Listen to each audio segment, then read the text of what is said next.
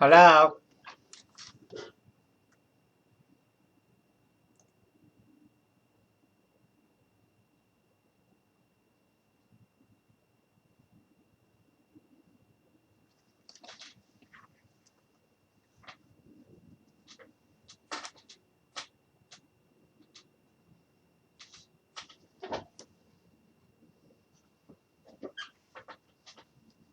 Hey, how are you doing?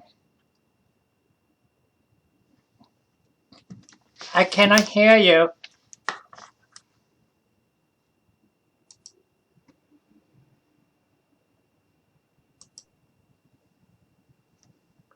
Can you hear me?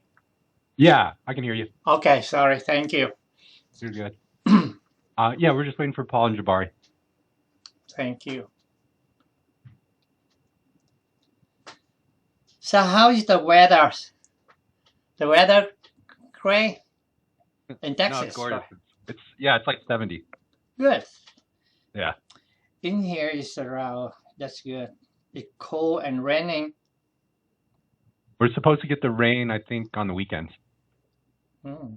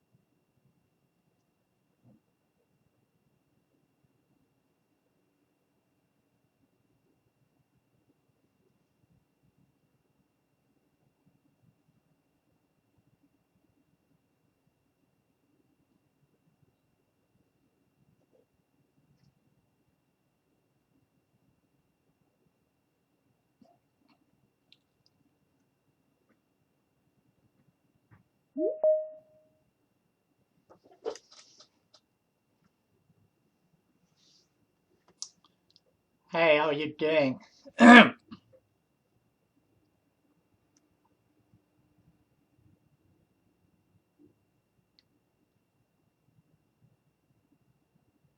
Henry. Thank you. Thank you. I had to reset my headphone there. Thank you. Hey. Oh, I'm back. There. Here we go. All right. Thank you for all you guys. See you Thank guys. you. So I'll introduce myself. I'm Paul Stewart. I'm the Director of Service at Chromat. On my team, I have about 36 individuals. Wow. And I have field support, where Jabari is the field support manager. And today's position is for a field support engineer in the Bay Area. But I also have a technical support group as our front-end call center. I've got an application support group. I've got a software support group. I've got a customer service group. I've got a service repair department. So very, very busy group that you would be a member of the team.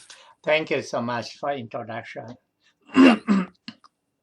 Okay, Henry, why don't you give us a quick little overview of yourself? Okay. My name is Henry Chang. I am the electrical and electronic professional. more than 10 years of experiences working with the power electronics, test equipment, and customer-facing technical support. I supported DC, AC, power supply, electronic loads, battery system, and automatic test setup.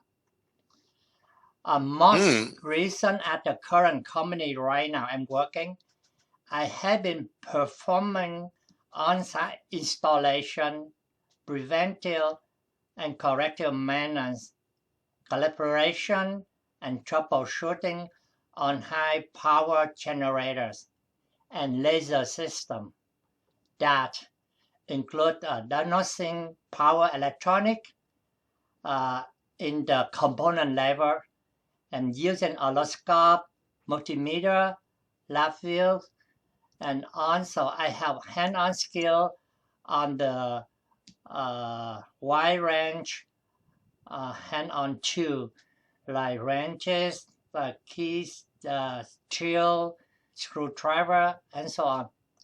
Okay. And you got a very broad depth of tasks that you're performing, which are very similar to what we perform in the field. In there, have you done unit calibrations? I do, yeah. And what does the calibration do? We do calibration like depend on the okay. Right now for my power generators, I want to calibrate like the temperatures, power generators like temperature, the voltage, the current, and see how it match to the specification. So do a lot of different calibration for the chip, for the board level too. So a lot of different tools to calibrate. Okay. Temperatures, current, voltage. Yeah, but okay, understood. So we have have you looked at our Chroma website? Do you see the products that we make? Oh yeah, I saw it. So we make electronic sources, AC, DC, from desktop up to big grid simulators. Okay. We build loads, AC and DC loads. We're one of the predominant producers of loads, do a lot of business in the load world. We also build ATE systems that you mentioned that you support, right? Yeah, correct. Automated test equipment. We have battery test systems, cell testers. So a lot of testing equipment. Okay, Jabari. Thank you. Hey, like Paul said, I'm the field support engineering manager. I'll be asking you more of the technical side questions to gauge your knowledge there. First question, can you explain to me what Ohm's law is? On what? Can you explain to me what Ohm's law is? Ohm law, the voltage current, the powers of the voltage, Ohm law of voltage by current resistor. Okay, that's right. All right. Can you explain to me the difference between a neutral and a ground? The neutral and the ground. Yep. Oh. The ground, when you connect it, either go to chassis or connect to the ground. The neutral, that means by definition, the power ground on the device by itself. Say that last part again? Yeah, say the last part. I didn't quite understand that. Okay, for the neutral that means no positive, no zero. I mean the neutral, that means the voltage zero at the board level, at the chip level. That's the neutral. Okay. Yeah, not quite the answer we're looking for though. So if you were to take a let me do something real simple, a kettle. You have AC 110 volts going in and a ground. The 110, what's the hot and what's the other wire?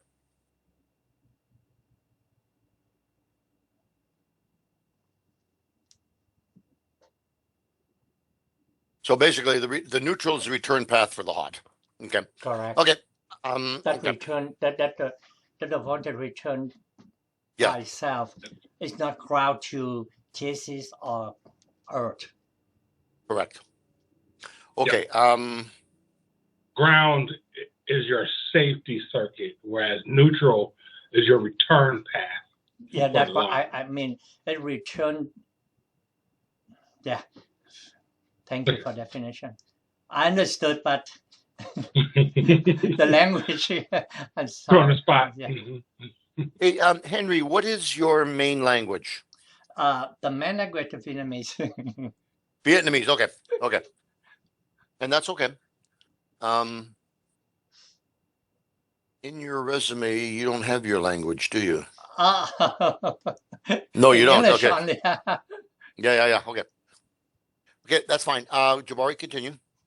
Okay. Can you explain the difference between a Y and a delta? The wire. The and Y, W-Y-E, and a delta, D-E-L-T-A. It's used in the three-phase world. I don't know. Yep.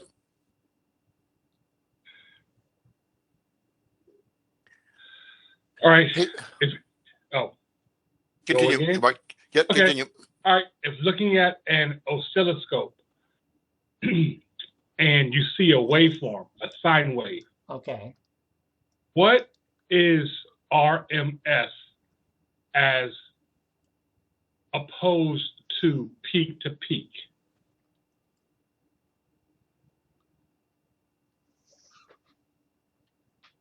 In regards to voltage. The RMS between peak to peak. RMS versus peak to peak. What's the difference between RMS and peak to peak as it applies to voltage?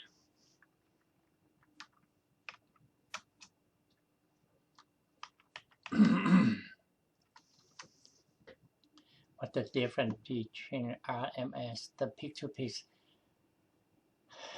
That is the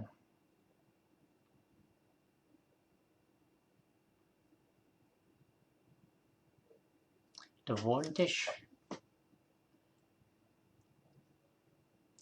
because the high current peak versus to the high voltage peak. If you don't know, it's fine. Yep, that's fine. Yep, let's see. Well, actually, I know how to measure that. Because when I calibrated, I know the signal. I know that, but when the definition is hard for me to explain it. But I used to use that calibration for the voltage and current, the waveform, the input output, and that's why I use most of my time. Okay, yeah. We do it a lot. Most of those voltages and currents you use to calibrate, are they in RMS or are they in peak to peak? So we can use both. So if you can use both, then what's the difference between the two? How would you convert one to the other?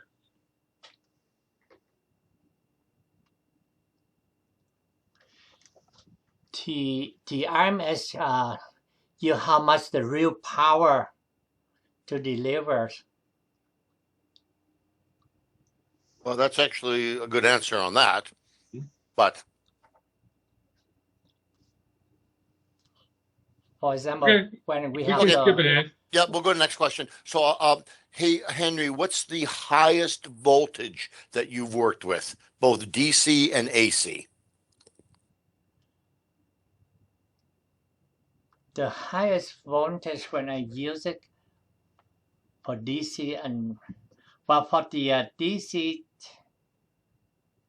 it's 240 to 500, but the Okay. the And then how highest about AC? for AC, How about that AC? Yep. the highest AC we go up to almost 4,000 because power generator. 4,000? Yeah. Okay. And along the same line, what's the highest current that you dealt with? AC and DC. I bet you your generators put out some pretty high current, right? Correct. So what would be the current on your generators? The high current it varies from the generator to generator, and it's around 500 amperes. Okay. To and how about 800 amperes. Okay. And then how about on the DC side? For DC side, it also varies from the application, and it's around 50 to less than 400. Okay, 50 to 400. Okay. So in our product line, we have a battery tester. So it's a 1740E is its mark, and it says 1700 volts DC and can have up to 800 amps. Would you feel comfortable working with that? Oh, it's no problem. Yes. And then we have in our calibration world, we have loads, which I told you we build. We have some loads that are like go up to 2,000 amps. So when we calibrate them, we have to do 20% of the max and 80% of the max. So we're calibrating them at 760 amps. Would you be fine working with 760 amps? Yes. So I meant 1,000. I meant 1,760. Sorry, I said it wrong. 1,760. Yeah. Okay, so you're fine with that. Okay. Because the power generator, we have it varies from the model, and we calibrate all the current and voltage. I don't see any problem to do calibration for that range. Okay. Okay. I guess let me ask another question. All right. When performing a calibration, there's a process that must be completed before you perform any adjustments. What is that process or step called that you must perform when doing a calibration before you make any adjustments? Before to do calibrate, so what need to do setup? Setup. True. Okay. Yeah. No setup. But what do you do between setup and calibration? That's what we're asking. Well, setup is a good answer, but not quite the one we want. Okay.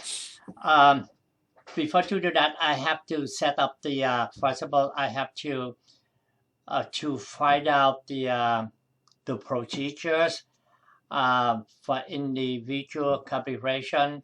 I have to set up the lab set. I mean the tools.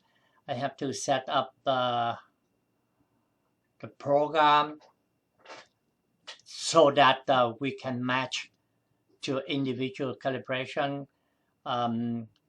We have to running a hardware, software, and we're ready for the load input, load output to set up calibration. And other tools like multimeters or oscilloscope. So all kind of tools we ready for calibration. So Jabari, let them know what we're looking for. So, that's correct. Yeah, that is correct. Yeah. After you set up everything and you go to check. So if you were to find a variable out of tolerance, what is that step called before you adjust it? So set up, you get your numbers, you determine if they're in spec or out of spec, and then you adjust the parameters and test again. What is that part in the middle called?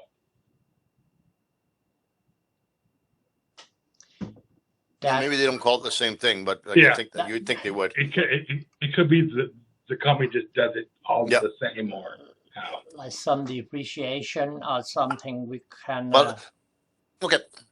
So we call it a verification. You verify the current data points, compare those data points to what the spec says, and then anything that's out of spec, you then adjust. Oh yeah, that's calibrate. right. And then you validate again. So we have to look at what the difference after we test it, and then we follow the data sheet and see if we can match it, and that's what we have to correct them. That's what well, after running the calibration, we see something errors, so that we will find out how to correct it from the hardware, from software, or from the material, or from the calibration. We need to test it. So, how are your adjustments made on the devices you currently work on? how many? When you calibrate and you find a variable that's out of spec, how do you bring it into correct parameters? Well, first of all, either we have to change parameters, and to find out what's wrong after we're running, either we have to calibrate the hardware, some switch, like we have to either, for example, for my power generator, either we have to replace the capacitor, we replace some resistors so that it can vary.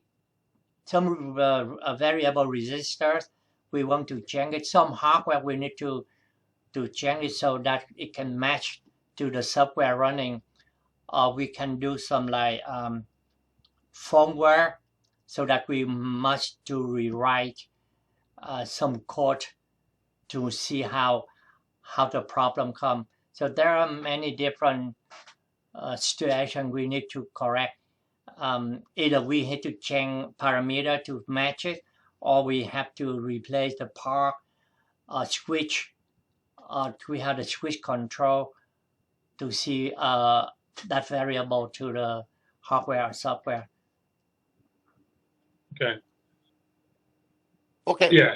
He does generators now, so he doesn't necessarily perform Verification. high-level cows that require adjustments. He replaces components to make it come into spec. That's so Yeah. different. But that spec is pretty wide. Yeah. Okay. I get it now. Okay. Let me tell you, Henry. Let me tell you What? something. Because in power generator, they have some part, some chip, some device, so that when we change, we can twist a little bit for variable devices. So it will change the software and hardware, or we go inside to the firmware to change the code. So it correlated from the firmware, hardware, the real device, and that match the spec working. So that's why I calibrate. I don't know. That's a different story. I'm so sorry. It's kind of the same. It's just a lot more involved. So we may. So our devices are highly accurate. So when you output, say, 100 volts, we expect a range of 99.998 to 100.002 volts to come out. You know, that high accuracy range. So we do also adjust the onboard gain or onboard parameters. And sometimes on our older units, there's an actual potentiometer we would adjust to bring it into spec. So we do both. Most of our adjustments now are done through the software, through onboard gain adjustments, onboard variable adjustments, or automated all together on our very new devices. So that's kind of the same, not too far off. Okay, couple logistics questions, Henry. How close are you to the Milpitas? Oh, very close. Where do you live? Next to my town, because the south side and Milpitas is very close. It's about 10 miles or less than 10 miles. It's very close. Oh, so that's only an hour driving, right? Oh, less than that. Less than that. Well, 10 you to get a lot of 15 traffic. minutes. I know. It's on the street, not the freeway. Okay. Very close to Milpitas. And give us, how much travel do you do today with your company? Right now I travel more than 50%. Normally it's in Bay Area where I'm located right now, and sometimes I travel to the East Coast. Okay. Yeah, like So Texas, Florida, and okay. but I got no problem for traveling. Okay, our situation is very similar. This position is providing support to customers in the Bay Area, like Tesla, like Lucid, like Intel, like very close. yeah.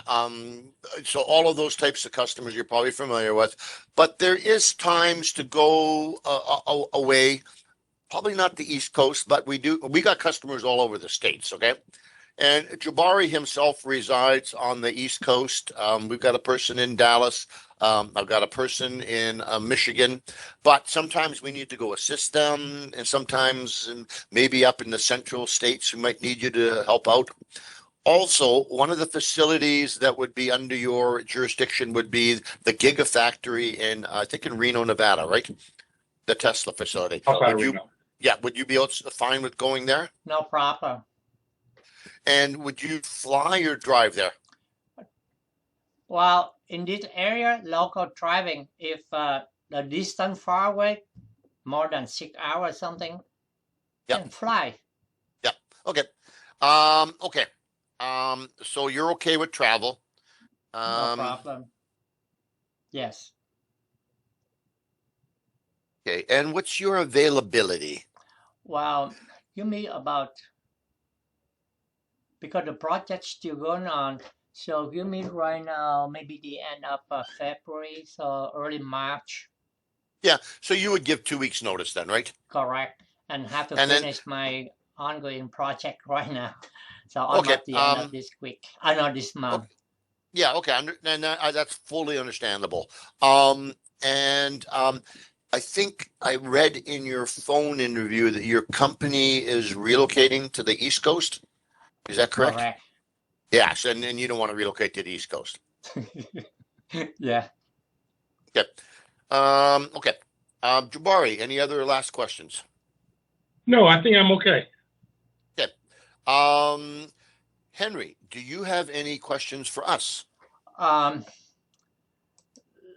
I do have some question. I always like it. Like it when an interviewee asks questions. Okay. What do you expect the field support engineer to do the best to the customers challenging? What do you expect for field support engineer to do for the customer? Like, okay. Yeah. So our field engineers are the support interface to the customers, okay? And especially in the Bay Area, as you know, customers, my widget's not working. Can someone come here and look at it? Normally, we charge on site, but in the Bay Area, I treat them a little different. You know what, Henry, can you go visit Intel? They got, their voltage isn't matching up with their settings, whatever it is.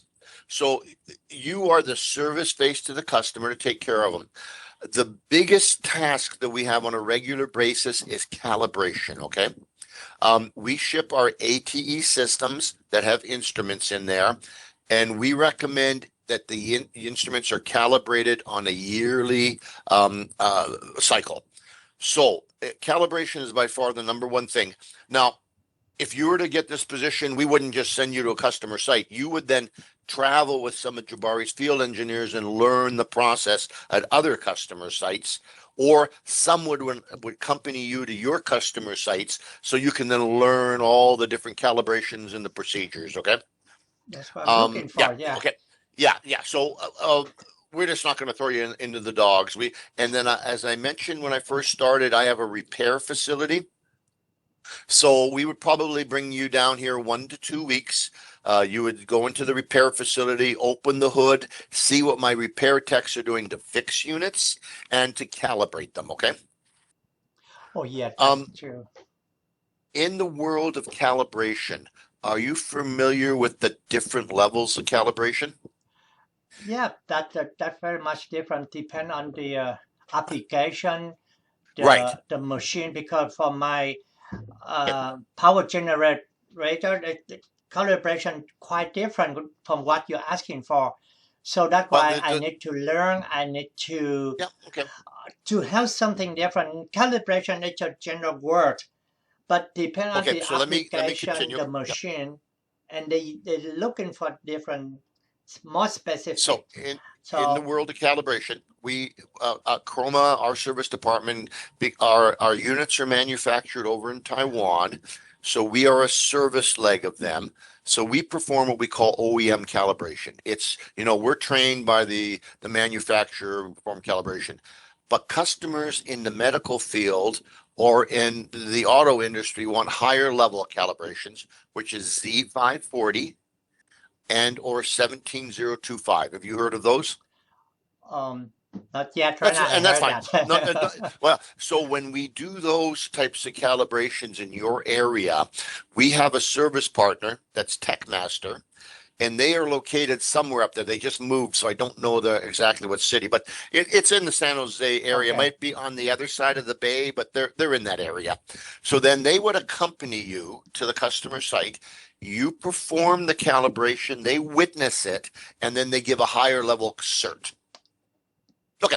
I do that. Yeah. Okay. And then what else do we do? Oh, we also do installations. Okay. In fact, we have a very, very big installation coming up at a customer site in Meta, which is probably close to where you live, right? Facebook, Meta. Yeah. And yeah, I think they're right in the Milpitas area. And that's going to be a 4-week endeavor, not only for the field engineer from the Bay Area, but Jabari's going to be there. I'll be sending other engineers there. Big project, huge project. So you'd be okay with working at that, right? But I'm so happy. That's just down the street. That's down the street from your house. I have to learn it because the calibration, the thing I'm working, is very specific for the certain application, the certain machine, and you the worldwide provider to all kind of tools, so it's higher level than that's what I'm doing right now. So it's so excited for me to come over there. Any other questions for us, Henry? I know so much amazing, so that I know the worldwide what you are doing.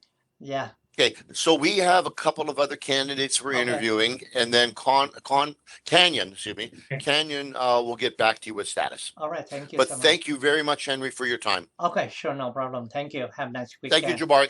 All right, sure. Thank you. Goodbye. Thank you. Bye-bye.